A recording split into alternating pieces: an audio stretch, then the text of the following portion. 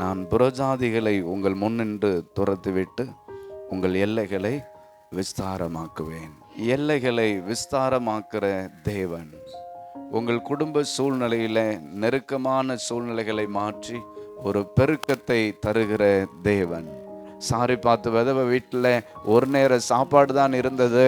ஆனால் அந்த ஒரு நேர சாப்பாட்டை 3 வருஷமாக பெருக பண்ணினவர் உங்களுக்கும் பெருக்கத்தை தந்து என்ன செய்வார்? ஆசீர்வதிப்பார். நமக்கு அறியாததும் நமக்கு எட்டாததுமான பெரிய காரியங்களை செய்கிற தேவன் நம்மோடு கூட இருக்கிறார். எப்படியெல்லாம் ஆண்டவர் விஸ்தாரமாக்குவார் அப்படின்னா, உங்க வலது புறத்தில் இடது புறத்திலும் நீங்க பெருகும்படியான ஒரு பெருக்கத்தை ஆண்டவர் செய்வார்.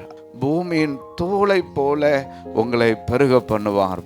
வானத்தின் நட்சத்திரங்களை போல ஆண்டவர் உங்களுக்கு தாரங்களை பெருக்கத்தை ஆண்டவர் தருவார். கடற்கரை மணலை போல திரளான பெருக்கத்தை ஆண்டவர் உங்களுக்கு தருவார். வானத்தின் பலகணிகளை திறந்து இடங்கொள்ளாமல் போக மட்டும் உங்களை பெருக பண்ணி விஸ்தாரமாக்கி உங்களை ஆசீர்வதிப்பார். நம்முடைய தேவன் பெருக்கத்தின் தேவன், விசாலத்தின் தேவன். நம்ம வாழ்க்கையில் அவர் செய்ய நினைச்சிருக்கிற ஒன்றும் தடைபடாது, எல்லா காரியங்களையும் நன்மைக்கு ஏதுவாய் செய்து விசாலங்களை தந்து என்ன செய்வார்? ஆசீர்வதிப்பார். ஆமேன்.